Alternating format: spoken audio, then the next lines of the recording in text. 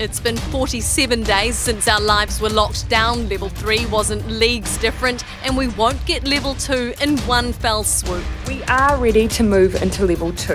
When you wake up Thursday, shops, malls, cafes, restaurants, cinemas, playgrounds and gyms will open. On Monday the 18th, back to school, and on Thursday the 21st of May, bars can finally reopen. Today we're reporting no new cases of Covid-19. Again today we're reporting no new cases of Covid-19. I have to say, even before Covid-19, I received quite a few letters where people who have been through our public health system really want to acknowledge the workforce within our system, and I often will get a message saying how kind, how professional, how supportive our nursing workforce and our clinical workforce are within our public health system. Hey team, welcome back to another video. Yes, that's right, you're watching Lexa Dixon. So we've just reached level 2 of COVID-19. Level 4 was obviously clear lockdown, stay home, save lives. Level 3, they started opening up a little bit more, so Danny, for example, went back to work.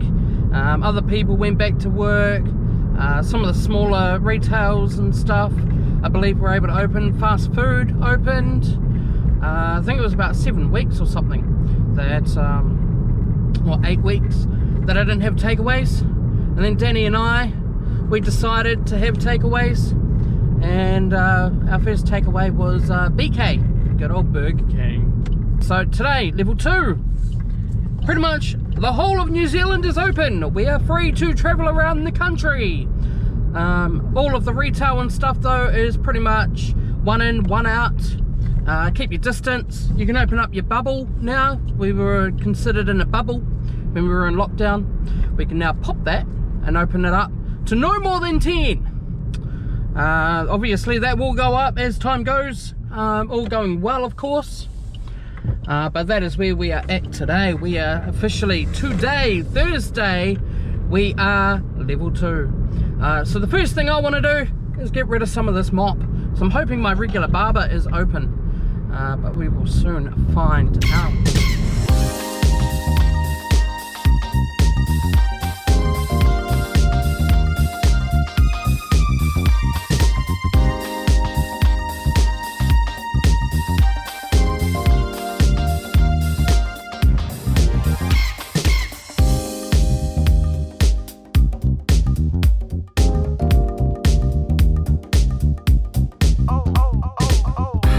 And there you have it, the new do.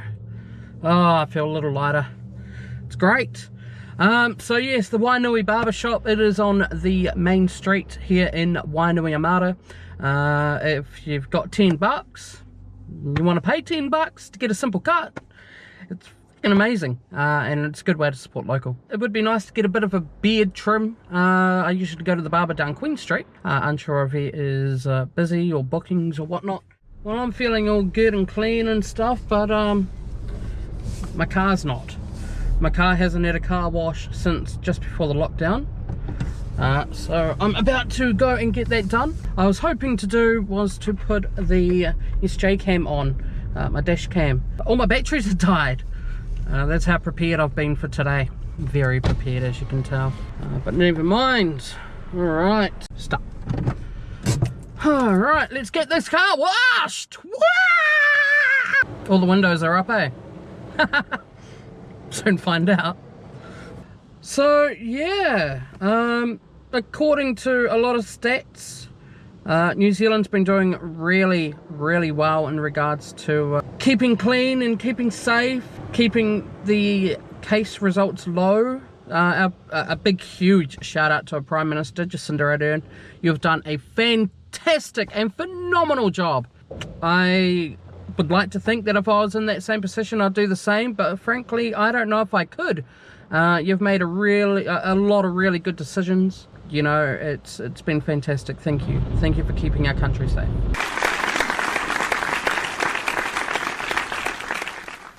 So I'm just leaving home again. One thing I haven't really been doing during lockdown is charging my equipment. So I've just spent the last 2 hours at home charging up my batteries for my SJ cam and Tim's camera. So I'm feeling a bit peckish. I know the queues over at McDonald's have been absolutely crazy, but I haven't had McDonald's since before the lockdown. So I'm aiming to go and have me a quarter pounder with bacon. Got some pretty cool stuff coming up in this video. I'm going to have a chat to a few friends of mine, find out their thoughts and whatnot about how they think New Zealand's been with this lockdown. And then we're going to cross over live, well not live, but we're going to cross over to my editor Ashleigh all the way over on Australia, a little sister country, and find out how things are going there and kind of get a bit of a parallel, I suppose. So that's what's coming up, but I want to basically just go around and see how more so Lower Hutt's looking now that we're in level 2. And all those things that you know, everybody missed out on when we were in level 4 and level 3 of the pandemic. So yeah, stay tuned to the end of the video, guys. You'll be doing me a solid. Hopefully this content's going to be good.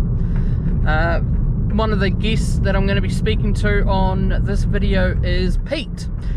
You might remember me talking about him last week. I did a shout out for Pete's Vlogs and Pete in the Pod. Him and I have got some work coming up that we're going to do. So be sure to subscribe to his channel, guys. That'll be absolutely awesome. And keep a lookout for my guest appearances. That's all I'm going to say for now. But Pete does bring out some quality content. So while you're waiting for my guest appearance, go and enjoy some of his content.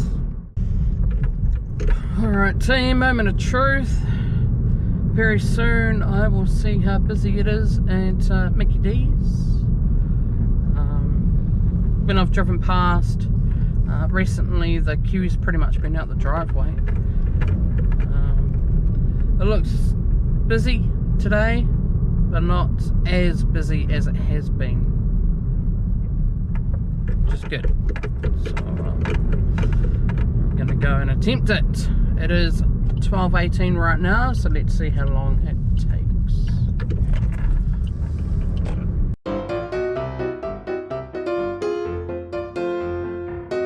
Welcome to McDonald's. Place your order, please. Yeah, can I get a quarter pounder hunger buster? Yep, was that Coke for your drink, chocolate sundae? I'll make it a large combo. Raspberry and LMP for the drink, please, and I'll grab an apple pie for the dessert.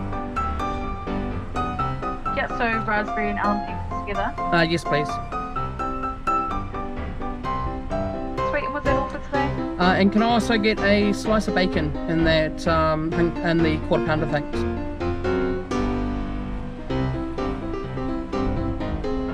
No problem. Drive through, please. Cool, thank you.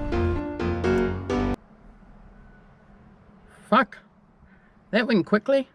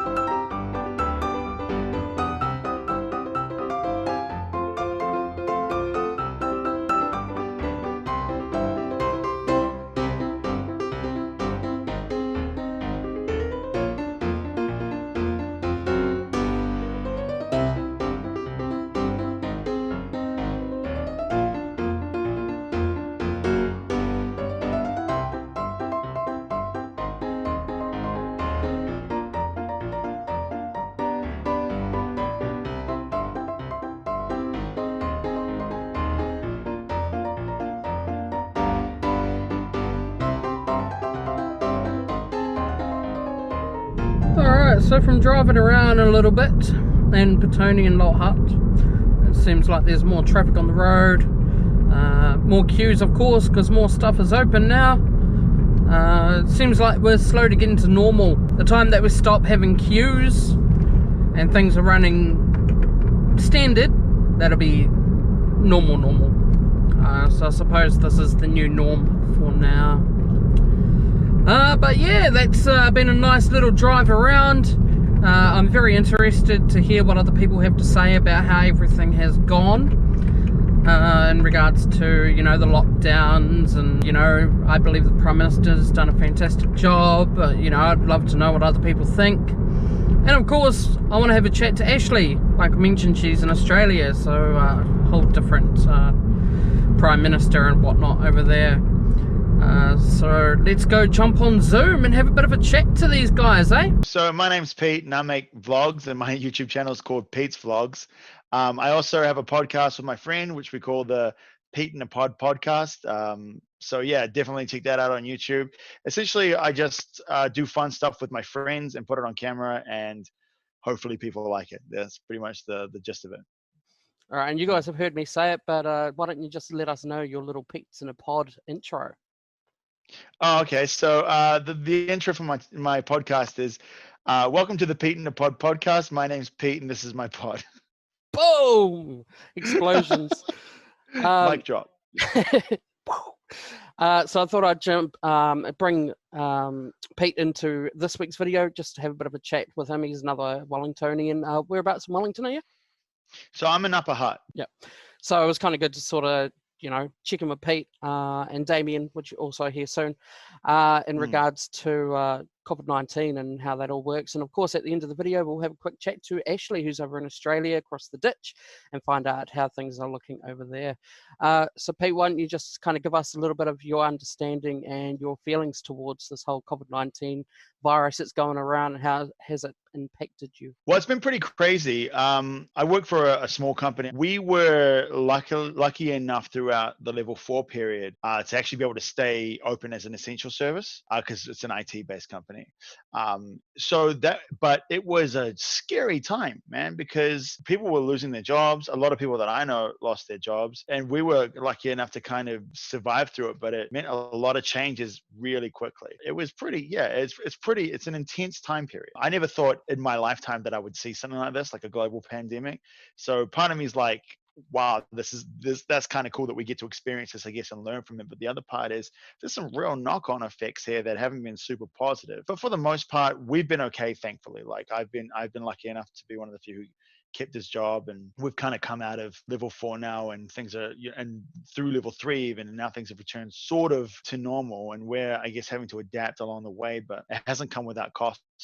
It's there's been detrimental effects on the business, but you know, they've survived luckily enough. And as far as personally, the YouTube stuff, I wasn't doing YouTube stuff. I started 2 years ago, then I stopped for a long period of time, and I guess having that time at home to, you know, dust off the old camera and, you know, get that motivation back, it actually relaunched what I was doing. So almost thanks to COVID-19, I have a podcast now and a YouTube channel again. So that's kind of cool. But yeah. No, I definitely understand what you're saying. You know, the two sides of being in a pandemic is, oh, wow, this is cool. This is something different. But then also on the other side is the fact of, you know, well, this is a pandemic. Well, what's going on? What do we do? Where are we at? And for me, I kind of had that, but I've had two huge things happen in my life. Obviously, the pandemic that I've been a part of and everybody else has been part of. But I was there when that February earthquake hit in Christchurch. So wow. I've had two life-changing events happen in one lifetime. And that's one thing that's always just been playing in my mind is like, well, that's two. Well, is there going to be a third one? You know, it's insane. Exactly. But yeah. So you got into YouTube, so you found something sort of to occupy yourself and to pass the time. So what have been the big things that have sort of impacted, like, majorly? I know you said you've been able to go back to work. You've had the YouTube stuff. There's been some positives and stuff from there. But what have been the real big negatives that have hit you personally? I mean, I've been I've been pretty blessed that I've managed to dodge some of the big negatives. I guess like we throughout this period financially, everyone's taken a big hit. What do you think of those people that have been out there and brought 20 packs of toilet paper and whatnot? I just wonder, like, what's in their diet, like, to the point that if you're shitting that much, you know, like, I hope, like, I just, fiber. That's what you need. You don't need that much toilet paper. You need to invest in some Metamucil or something and figure your situation out. Make it That's squeaky clean. crazy. Yeah, I saw some funny videos of people just going mean. It's sad. It's sad, not funny, but it's also funny. Like, No. but you see these videos of people going mental in the supermarket, just fighting over like trolleys full of toilet paper, and I'm just like, fear makes people do crazy stuff. It just does, and it's just not my. I'm almost like, I think, like, I had this feeling that maybe there's something wrong with me because I don't have that panic thing. Where, like, I remember when we had the earthquakes in Wellington, and they were nothing compared to the earthquakes in Christchurch. But if things were coming down and everyone was freaking out, and I was standing there like, huh, like the whole time, like a little bit dumb. And the same with these sort of situations as well. Like, I just don't panic, or I just assume everything's going to be okay. Probably to a fault where, like, one day it won't be okay, and I'll be like, like, I should have maybe. Yeah, what are you going to do? Obviously, our Prime Minister, in my opinion, has done fantastic. Jacinda Yeah. Ardern, with the levels and stuff. Not just that, but obviously, we've got the Muslim attacks, which was unfortunate. She really was proactive with that. Yeah. All the other stuff that's been big and whatnot. But what's your view on Jacinda Ardern's approach to COVID-19, and how do you think she's sort of gone about with the levels and whatnot? I'm not a really political guy, I guess. And I think, like, I tend to look at it from a perspective of, like, what's going to benefit me the most. I know it sounds selfish, but, like, it's just how I operate. And I think I never was really, like, Labor didn't really do anything in particular that would benefit me more than, say, what National would do. So I was kind of always on the fence, like, whatever, like, I'll kind of go whichever way. But I'll be honest with you, like, Jacinda, like, has done, what a term that she's had, eh? Like, she's had some real opportunities to screw some stuff up, and she's pulled through, like, in regards to this situation in particular. Like, we have just led by example this time around. So I'm like, I think she's done a great job. Like, I know there's a lot of people who might disagree about that, but the world needs stupid people, I guess. Though in saying that, it doesn't matter what the government does, there's always going to be someone that complains about it. There's always people on the other end of the fence that just don't get it, and what are you going to do? But yeah, I think I'm a fan. I think she's done a great job this time around. So obviously, as we've all seen, New Zealand's like bottom of the list. I've seen a list with 40, 50 countries, whatever. We're right at the bottom in regards to the number of cases, number of deaths, and all that kind of stuff, which means that we've done really well. But obviously, that still means that it's going to impact sectors in New Zealand, such as tourism. Don't know if you know, but before the lockdown and before all of that was a Lord of the Rings tour guide.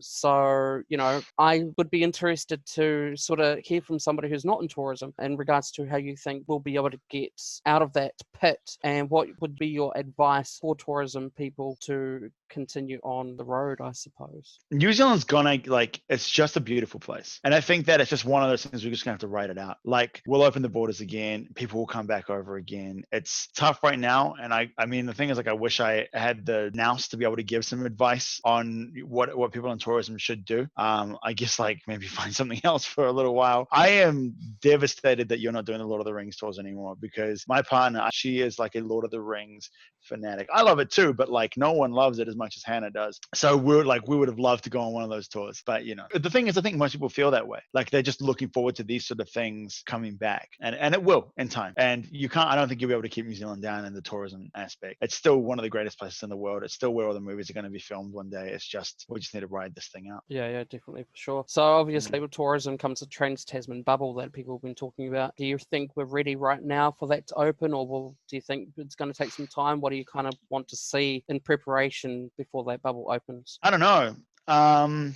Where's Australia on that list? I think me and my editor were looking at it was like 6 from the bottom. Oh, it's not number 1 though, is it? Well, no, it's not. That's us. Exactly. So, like, in my opinion, like, if you're not in spot number 2, then I'm not prepared to open those doors yet. Like, I don't know. It's a tough one. I think that it'd be great for us to be able to get to a place where we're able to do that again. I just don't know if we're there yet. It's still early days. We've only been on level 2 for what, like a week, if that. Not even that. 3 days, 4 days. Yeah. What was it? Thursday? Thursday was Thursday, it? yeah. So it's a bit early Sunday. to be, so I'd say maybe for a couple of weeks down the line, then we Yeah. could look at it if we're still getting 0 cases and that sort of stuff. But I mean, they were kind of, I think we were like, don't leave your house, and their rule was, if you're going to get a haircut, keep it under 30 minutes. Like that's a disparity right there. Do you know what I mean? So well, they never really went into lockdown, and I suppose that goes on to my next question. Is obviously we've gone from level 4, level 3, level 2, which we're in level 2 now. Do you think we've rushed these steps? Do you reckon that we should have stayed in a step a little bit longer? Because I know a lot of people have had different views about that. I think that it's a real tough decision to make, because you're balancing two things, and it's people's lives versus the economy. And I think that we're in a level 4 for the right amount of time. I think it's been the right amount of time. But to be fair, I'm not an expert, and I think like the experts, they're the ones who make those decisions. So I'm pretty confident that they're doing everything right by us. I could be wrong, and I know a lot of people probably disagree with that. But I mean, obviously, like my preference would have been that we didn't have this whole situation at all, because the lockdown was extremely difficult for someone who's got ADD like myself.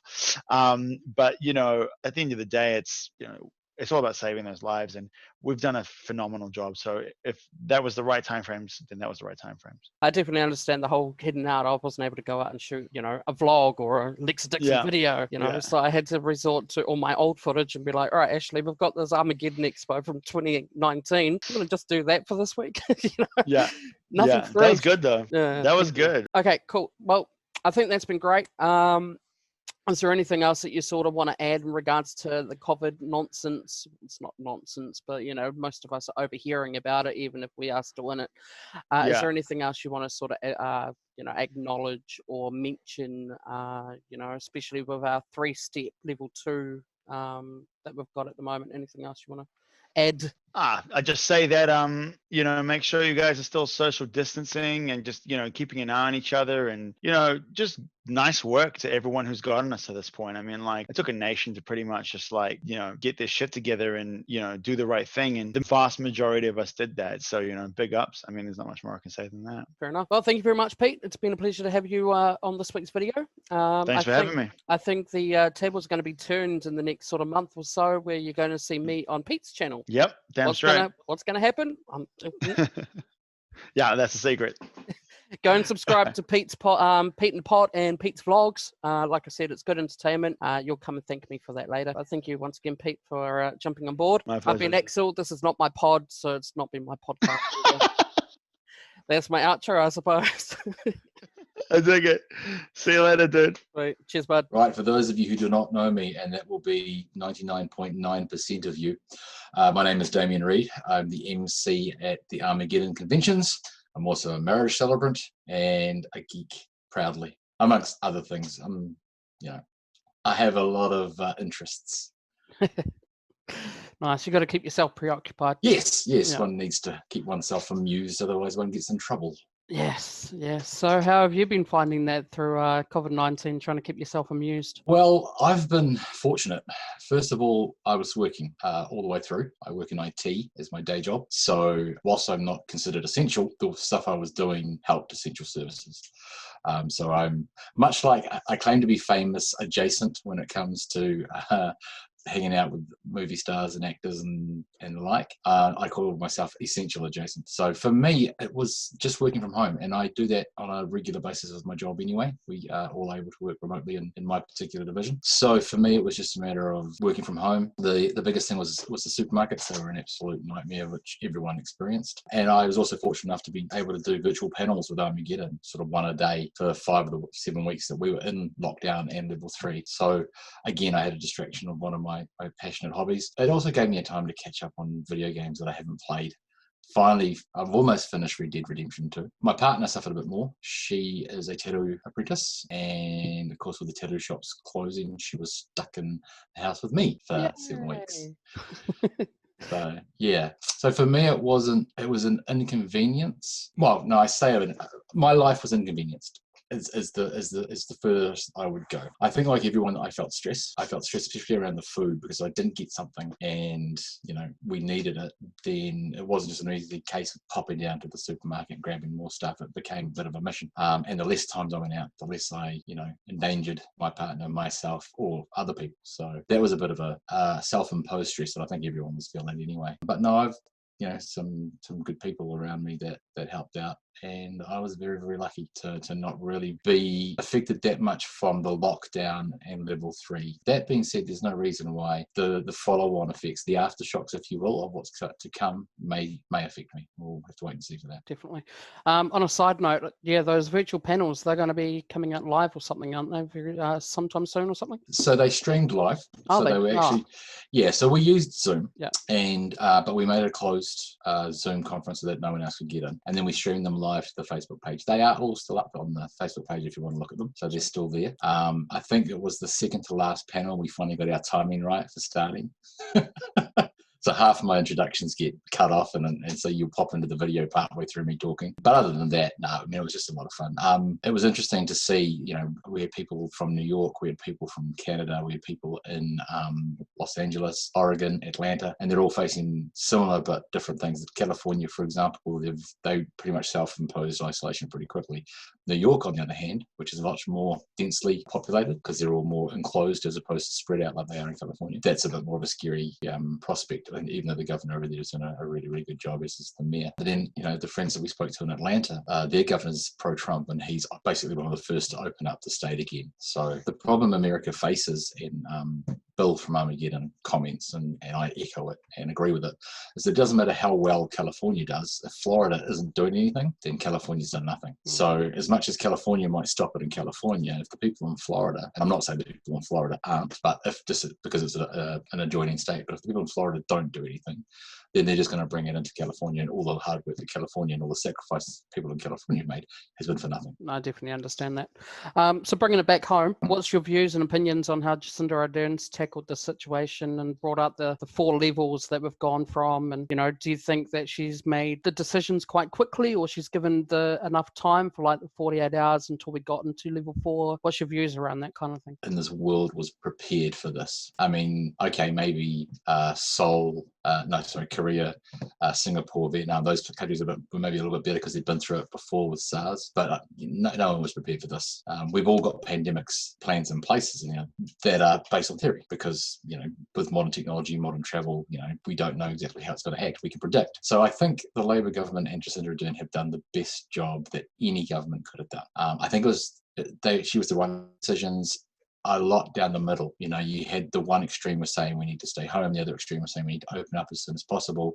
And if you look at what she's done with level 4, level 3, staged release and level 2, she's pretty much heading down the middle all the way through. So I think she's doing a great job. However, I have a theory on that as well.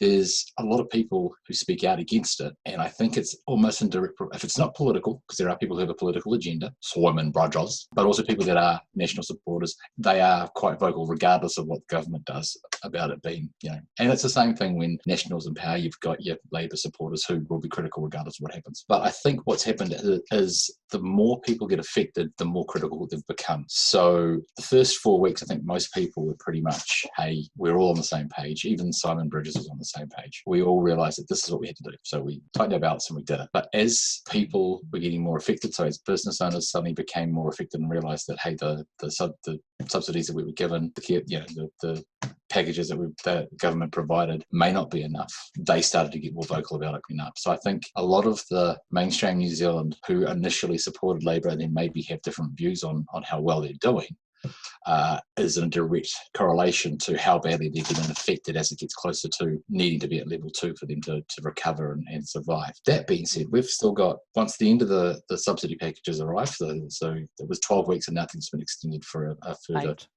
8 weeks. Yeah. Once that ends, then the companies that maybe still couldn't recover are going to have to sack people or close down. And then when the worldwide recession, which is coming as another wave, hits us, they'll be affected as well. So there's been people who, like me, haven't been affected yet, have still worked through full time, who may suddenly get affected, 3 or 4 months after this whole lockdown is finished, because it might take the local economy and the world economy time to have ripple-on effects. So we'll wait and see.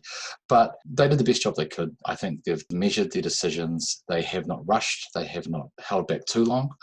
It's going to be politicized, of course, and in hindsight, everyone's going to be able to say you could have done this better, you could have done that better. But, you know, as far as I'm concerned, they did the best job they could with the information they did. And I think if you look at countries like Ireland, similar population base, I'm not sure about how the land mass is, but I mean, pretty similar size, I guess maybe a bit smaller. And, you know, they struggled. Everyone points to Australia, saying that Australia had pretty much the same sort of number of cases per population, and they didn't shut down. Yes, but their recovery time, they're going to be at a level 3/2.5, or what do you want to call it, for a lot longer. I envision us getting down to level 1 in a month's time. I think there will be an Armageddon convention in July. That's my prediction. But then you'd have to sort of do that convention with only local people, because I can't imagine people from anywhere else sort of coming in unless it's virtual. See, now you haven't been watching the virtual panels or following what Armageddon's been doing. So Armageddon is planning to do virtual panels. They're going to have a physical convention, so everyone will turn up. There will be obviously vendors still there. We're getting some local things involved, different companies, different outfits. I think we're talking to Weta, we're talking to a whole bunch of people. Bill's always talking to people. So, but yeah, the panels will be virtual, but they will be closed. So they're not going to be streaming online. They're not going to be available to purchase later on. You don't have to pay to get into them. You will pay your normal fee like you would, and you will go and sit in the auditorium and you will have a virtual panel. One of the ways we're thinking of trying to work this is you'll come up on stage with me and you'll sit in front of a screen or a laptop monitor, and you'll be able to talk directly to the panel who are sitting on the other side of that screen. But if the only people that will get to see that panel will be if you actually attend the event and are sitting in the auditorium when it happens. And Bill's talked about this. It's opened up a huge scope of people that were normally unavailable. So, you know, October, that's when most people are filming. So we'd never usually get them, but they can jump on their computer at 7 o'clock at night for 45 minutes and do a panel now. The cost of flying people over, putting them up in hotels, paying their per diems and all that sort of stuff, their appearance fees and so on, changes. There is no travel costs. There is no accommodation costs. So no he can photos, now have... no signatures. No, there's none of that sort of stuff, but you can still sit on a panel with, instead of maybe one guest from, say, Arrow or Star Trek Discovery, and I'm just pulling random names, I'm not giving away anything, okay, we haven't confirmed anything yet. But, I mean, we did a Babylon 5 panel on the virtual panels where we had 4 of the actors. We had Peter Jurasek, we had Claudia Christian, we had Mira Furlong, and we had, of course, Patricia Tallman. Now, normally you wouldn't have 4 people from something like Babylon 5, so, you know, we wouldn't normally be able to get someone who is, you know, a big star like you know, we would never get to have someone like David Tennant. Now maybe we might be able to do a virtual panel with someone like David Tennant. Again, we do not have David Tennant. I don't even know if Bill's attempting to get someone like David Tennant, but that's what I'm saying. There's that sort of opportunity that's opened the door because of this, because none of them will be traveling. None of them will really be going to conventions. Places are saying they're going to have conventions this year. I can't see it happening anywhere. I think there was a Comic-Con or something that they were going to do virtual as well. Can't remember which one, but they had it all set up. Yeah, well, they've done some. I mean, Wizards done some. There's HomeCon, which Paul is Paul Amos and another person. The lady who helped Paul Amos come up with, I can't remember. Wellington's gone digital, so that'll all be virtual now. It's at the end of this month. Yeah, but the difference is that for these virtual ones, everyone's at home on their own computer and you pay to get online. And they're offering some interesting things like, you know, you can get a 2-minute conversation with someone one-on-one. So you pay extra for that. That's in place, I think, of the signings and the photographs. So you get a 2-minute conversation with someone that you know, an actor, which is a cool experience. And I think that's an awesome way to do it. No one's doing what Armageddon's going to do. So yeah, I think COVID-19 will be the end of a lot of conventions. A lot of conventions won't survive this. Others will adapt and they'll either go full virtual or I think New Zealand's going to be the first place that's going to be open enough to allow a big enough gathering outside or at a convention centre for us to be able to do this sort of physical convention but with virtual panels in there. And yeah, I mean, we'll look at local talent. We always do, see who's available. But hey. I'm really glad I don't make those decisions because yeah. No, I'm not famous enough yet. Well, you were on an episode of Wellington Paranormal, weren't you? Yeah, and off camera, my agent submitted me forward for a minor speaking role for season 3. There you go then. See, this is the thing. I keep dropping hints to all these famous people I know, and none of them have cast me yet. So I guess the need for a rotund hirsute MC is not as hot as I thought it might be in the movie world. How do you think I feel? What do you mean? We made like 6 movies about specifically designed for you. Well, anything that Jack Black's been in, yeah, I suppose. No, I was talking about The Hobbit and Lord of the Rings. That guy. I suppose just to tie it up, the other question that, it'd be good to sort of see what your reaction is to. Obviously, they're looking at opening up the Trans-Tasman bubble. Australia is about 6th or 7th down the list, and obviously we're right at the bottom in regards to number of cases and deaths and all that kind of stuff. How long do you reckon it's going to take? Do you reckon that opening the Trans-Tasman bubble is going to be good? And sort of, what's your views around all that? For the New Zealand movie industry, I'd rather they didn't. Because, again, New Zealand's going to be the first place that's going to be able to film again. You bring your leading cast into New Zealand, you quarantine them for 2 weeks, and then they are free to film around the country. Boom, done. If Australia gets to that same status, then we're going to be in competition with them. No, I think there's more than enough to go around, but, we always like to get one up on the Aussies if we can. From a personal point of view, I'd love it too. I mean, there are people I want to go and see, just because I want to go and see them. And, I think Australia needs to reach a certain level before we do it. I don't want us to rush it. And I understand there's a lot of people out there that have family in Australia. They have ill family members over in Australia, people who are sick and they can't go and visit them. And yet the New Zealand government gave dispensation for the Warriors to go and play league. I can understand where people are coming from, saying, hey, that's not fair. And to a point it is, but conversely, the Warriors employers, the NRL, have said we are starting work again from 28th of May. This is what you need to do to come to work. And the government has said, well, yep, you can, but don't come. But they're not coming back. When they do, they've got to go straight to self-isolation again. They're leaving their families behind for multiple months. So, I mean, it's not like they're going over there just for a holiday to Yahoo. They're going over there to work. And if there are ways for other people to do that, it'll be great. But flitting back and forth, going to see 6 relatives is a bad thing during the COVID virus anyway. So you shouldn't be going to see your 6 relatives because they're in an at-risk group. And one-way travel for a large group of people who are then going to self-isolate themselves and staying within an isolated work environment is a little bit different. But yeah, I think Australia will be the first place that we do open the Trans-Tasman bubble. I just don't want us to rush it. We've done the hard yards.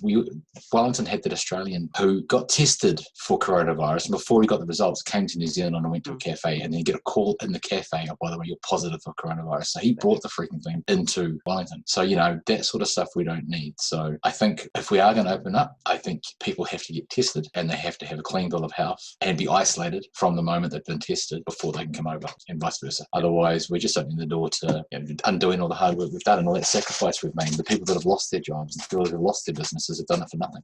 Yeah. Also that we can go for a holiday on the Gold Coast, So let's not muck it up too soon. But it'll help. I think it'll help with tourism. It'll help with the economy, obviously, for both countries. And I do think we should do it. We should do it as soon as we can. But we've got to do it to keep New Zealand safe. We shouldn't do it because Australia, is whining about it. Yeah, definitely.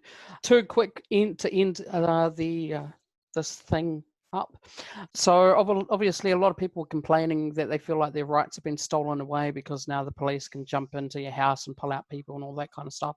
I reckon it's a good thing because it's safety, and of course a lot of people are going to be lying and be like, oh no, we don't have that many people. What's your views on the whole thing? So this is really interesting because I've got a lot of friends who are Labour supporters. In fact, they're very liberal, and this is something that actually has jumped out of them. And there are a lot of people saying our rights have been taken away, yada, yada, yada. So here's my understanding of it. I don't have all the facts, but from what I can gather, the reason they've done it and they've brought it in democratically, they brought the government in to vote on it. They didn't just do it behind closed doors and didn't let anyone else apart from the Labour government know about it. But the only other alternative was to enact state of emergency powers of the police, which means they don't even need reasonable cause. They can just do whatever the hell they want. Okay, not whatever the hell they want, but if they feel that there's something that they need to intervene with, they can do so without any reason. So they did this to provide limitations and rules around this. And given the way certain people acted during, not so much level 4, but definitely during level 3 and level 2. I mean, there were people that were acting like it was level 2 before it was announced officially, and even then before it was made official. So the only people who are complaining about this are either the dickheads who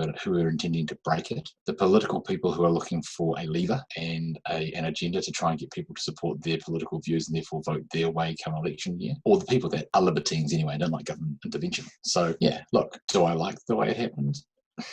we're living in times where certain things just have to be done. And again, I haven't been as affected by COVID-19 as other people. So for me, I think I can see what the government is doing from a much more objective state of mind. I can look at the big picture and say, you know what, I can see why they're doing it. I personally have a 2-bedroom house. I only know about 10 people where I live. Of course, they've got partners, so that would be 20 people. But at no point would they ever all come and visit me because my house is too small.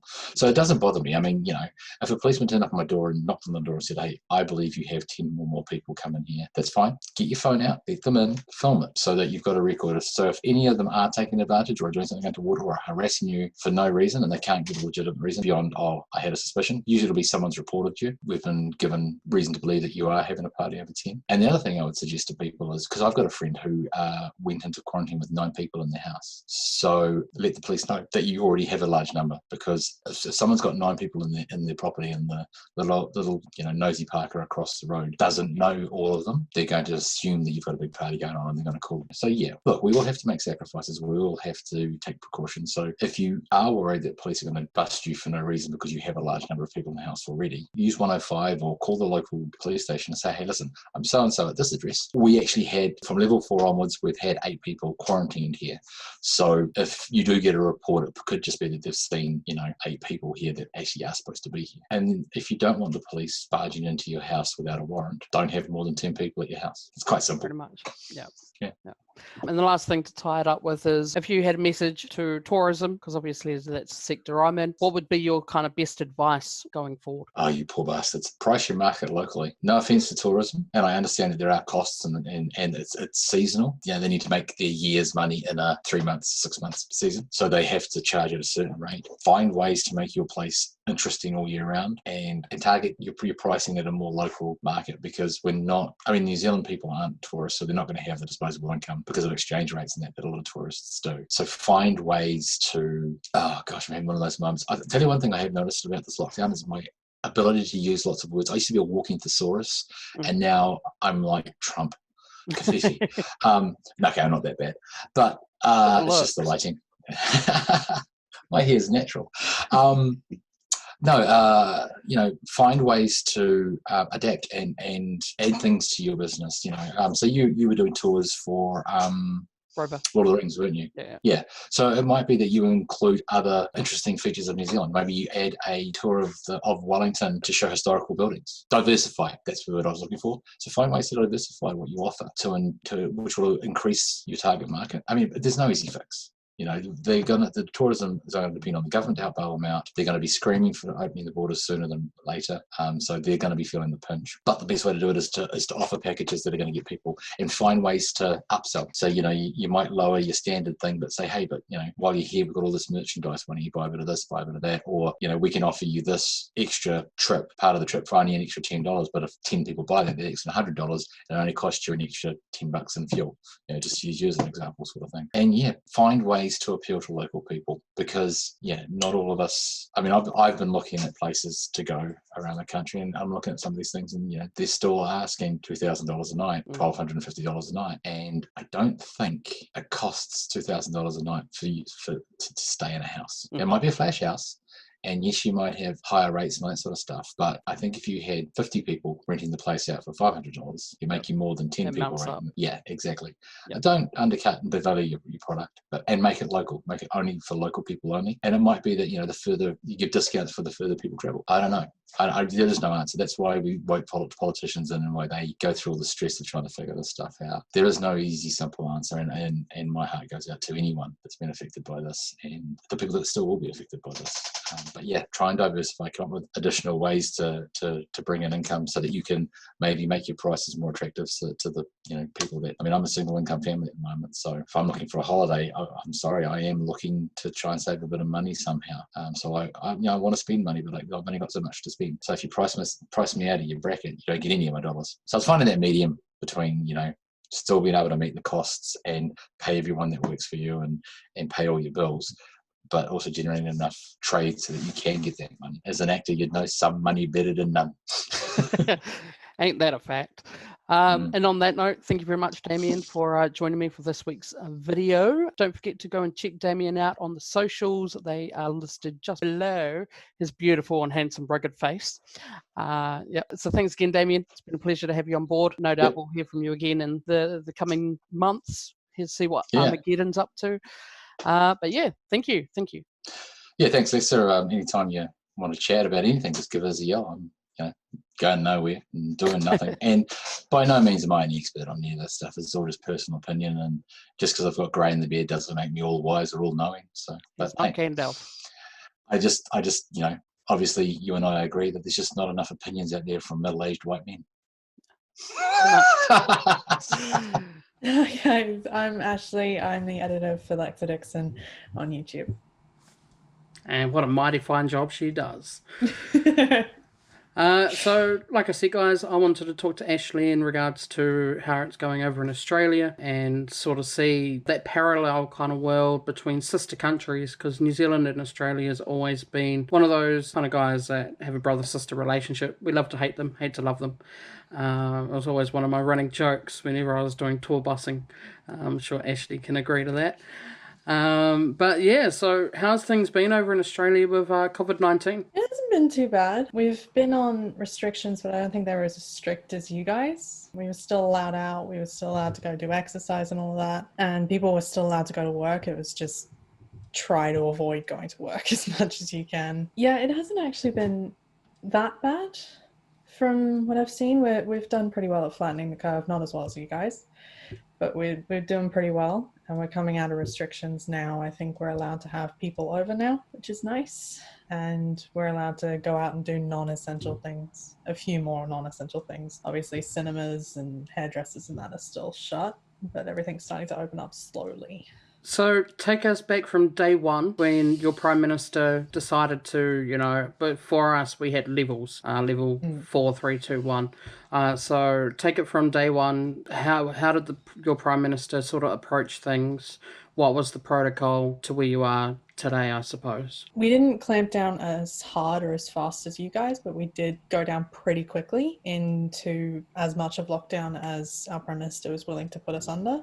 So it went pretty quick to don't go out if you don't have to. And then that's kind of stuck until recently when we've been allowed to go back out and retail shops have started opening and all that. I think they've done a good job, and they've done a really good job with JobKeeper payments and all of that, giving money to businesses so that they keep their employees rather than just sacking everybody because they're not open, so they can't pay them anyway. I think they've done a really good job with getting money into it to help people keep their jobs and keep people afloat during this time. So did your Prime Minister give you 48 hours notice from, okay, we're going to be going into lockdown 2 days from now, or was it a lot quicker than that? I don't actually remember if it was...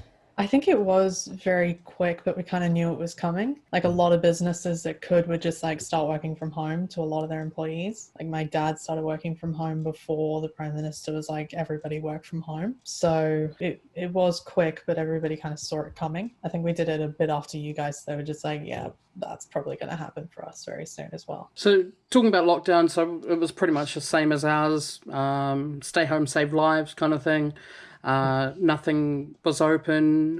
We had supermarkets where it was pretty much maybe a couple in, couple out. You had to do it in a queue. Well, all of those very similar to the way that Australia sort of approached things? Yeah, I think we actually kept a lot of retailers still open, like the big retailers. Like we've got JB Hi-Fi and EB Games and all that over here. They all stayed open because we didn't get to the point where the government was forcing retailers to shut. A lot of retailers shut just because nobody was coming in, so they weren't going to make any money anyway. But quite a few retailers did stay open, the bigger ones that could afford to, because apparently when the government forces you to shut down, they give you more money. So they were kind of waiting for that, which never really happened. Hopefully it doesn't happen. But yeah, we had the pubs were probably the first thing to close. Pubs and theatres, they all closed really, really quickly. And trying to remember. I think we had limited number of people in stores, but our grocery stores kind of they're really big, so that there's a lot of room for a lot of people. you had to have a trolley with you, so to make sure that everybody stayed at least 2 trolley distances away from each other at all times. That was in there for a little bit, but they did have people at the door counting and like tape. There's tape all over the floor everywhere to be like, stay this far away, stand here while you're waiting, sort of thing. But I didn't have to stand in line to go into the grocery stores. They had a pretty decent number of people allowed in the store. Sounds a lot better than how we had it. It was not that easy. Yeah. So coming in from a tourism perspective, you know, all our operations, all our retails and all that kind of stuff, they were closed. And of course, coming back from that now, it's been a lot more tricky. I suppose it would have been a bit easier in Australia because you guys didn't close. You guys stayed open unless they chose to close. So therefore, it wouldn't have been as bad as what we're facing now. But yeah, going to tourism, obviously New Zealand's been hit quite bad. New Zealand's one of the most iconic places that a lot of people like to visit. Australia's a lot bigger, so how's the tourism sector sort of going over in Australia? I think it's been hit really hard. I think we're pretty lucky in that it's autumn here, so that's not really the time. It's autumn over there too, but it's people don't usually come here over autumn, I don't think.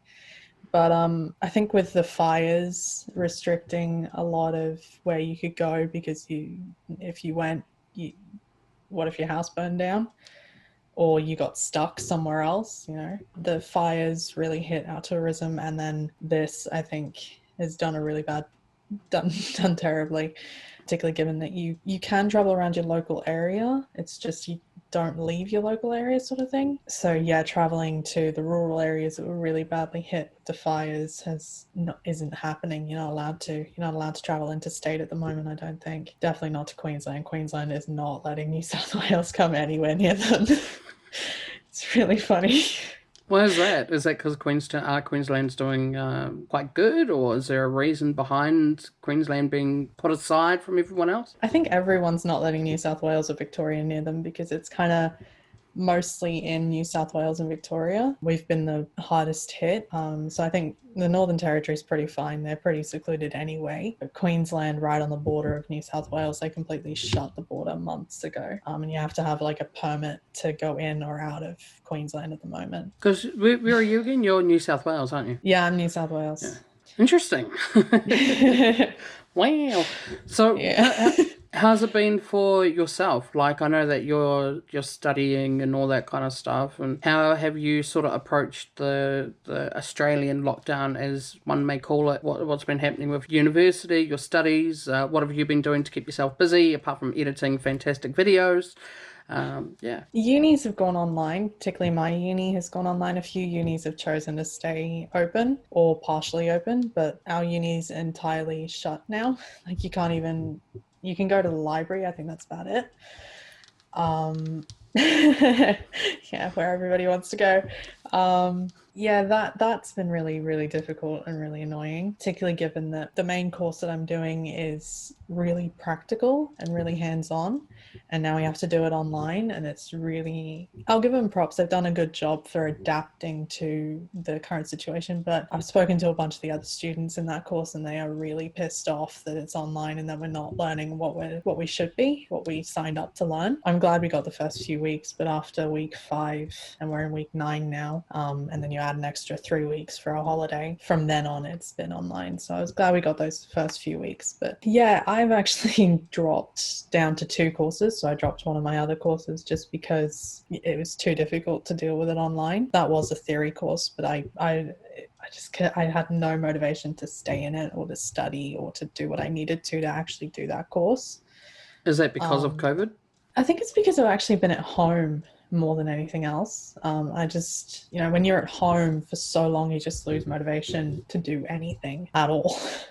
So I've managed to keep motivation to do the 2 other courses and editing, but beyond that, I just no motivation to do pretty much anything else. I've been much the same. Too much eating, too much gaming.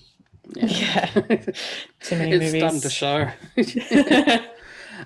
So your uni's been sorted. So what else sort of have you been doing to keep yourself busy? I mean, you can't be editing my videos all day, every single day. Same with uni. You can't be doing, that at home all day, every day. So what have you been doing to constantly keep that time passing? Binging TV shows. That'll work. Yeah. Yeah, I've been binging TV shows, cleaning the house, annoying my dad because he's literally like, there's a room just over there, and I just constantly drop in and just lean on him and like, hi. Good old family. How's work? Yeah. So I suppose one of the other questions that I want to ask, and this is to tie in New Zealand and Australia, what do you think about the whole Trans-Tasman thing that the Prime Minister and the government's trying to do? That doesn't surprise me, actually, because we've kind of both done a really good job at flattening the curve and keeping it under control. So I wasn't surprised when I started hearing about that. Yeah, I'm happy with that, actually, because New Zealand and Australia really should have a stronger relationship, I think. We're right next to each other, and it doesn't surprise me at all. I'm really happy about that. Well, I think, that stronger relationship indeed, considering that, we keep making our pavlovas and you guys keep stealing them, so there's definitely that. But do you reckon, how long do you reckon until we'll be okay for that Trans-Tasman bubble? Well, we've got a 3-step plan to get out of isolation and lockdown starting, I think it started today. So more people allowed in indoor gatherings. I think it's up to 100 people now in an indoor gathering for essential ones, and 500 people outside. Better than here. 10 people. Yeah. It can be more, but as long as your ass is on a seat. Yeah, we were allowed 10 people during the whole lockdown. That was our limit during lockdown. We weren't allowed that at all during lockdown. When was it? Yesterday, we were able to pop the bubble and then go to 10. So, yeah. But anyway, sorry, you were saying? Yeah. So I think I heard June or something for when we're going to be closer to a new normal. Our Prime Minister's not trying to get us back to normal. He's trying to get us to a new normal, which is going to be in effect until this COVID thing is gone, which won't happen until we have a vaccine. So yeah, I think June, July, we'll be getting really close to seeing if we're going to be okay just amongst ourselves. And then I think probably towards the end of the year, start of next year, will probably be good to start going overseas and having a look at New Zealand, probably a little quicker before everybody else. Does that mean that you guys are planning a trip back? Maybe, I don't know. New Zealand will welcome you. I, of course, will welcome you guys back. That'll be cool. You should come over here. Money. Okay, so yeah, so as we both know, and as everybody should know, Australia and New Zealand has done really well. But then if you flip it over and you look at the UK, America, I don't think, they really haven't done that great. And I think what's different between them and us is our government. Our government is a lot more hands-on, and they've been observing the world, what's working, what's not working, and obviously not doing the what's not working. But what's your view, and why do you think we've done so much better than those high-risk kind of countries? Mainly because Australia is physically very big, but we're still quite a small country. We don't have as many people. And I think because of our attitude towards the government, I think we've done a really good job, particularly comparing it to the US. The US seem to protest everything their government ever does. Whereas in Australia, we're just like, I don't like it, but it's good. It's going to be better than not doing anything. Yeah. And I think definitely our government's attitude towards this, the American government seemed to really refuse it for ages. Like say, it's not here, we're fine, it's going to be okay. Whereas our government was just like, it's probably going to be okay, but we're going to put in restrictions to make sure that it is okay. Yeah, and at least we don't go around saying, oh, we'll just inject ourselves with bleach. Yeah, or drink it either. What the heck? Yeah. But yeah, no, that's cool. Thank you very much, Ash, for having a bit of a chin wag. I'll let you get back to editing this video. Fantastic job, by the way. I've had a sneak peek. I've done nothing on it at all. Alright guys, I started to edit this week's video and I've sent it to Ash, who's currently working on it. So by the time you're watching this, we would have both been on a hands-on approach to this video. So hopefully you've been enjoying it. Like I said, thank you very much, Ashleigh, for jumping on board and having a bit of a chinwag. I know you're not a big fan of putting your face on camera, but I think you've done great. So, Any last words that you want to mention in regards to COVID? I'm really sick of hearing about it. Yeah. It's all over the news. Yeah. I'm so sick of it. But you can understand why, though. Yeah. You know. But at the Not same much time, else is, yeah. yeah. I mean, I should be all over the news, but Ashleigh hasn't put me in that kind of spotlight as a YouTuber yet. All right, that's it. Before I go, considering that we've heard from Damian and we've heard from Pete, and of course, lastly, tying it up with Ashleigh, thanks for watching the video, guys. Don't forget to like, comment, share, and subscribe. Like I mentioned last week, definitely go and check out Ashleigh on Instagram. She'll appreciate you for it. But until next time, I will catch you on the flip side.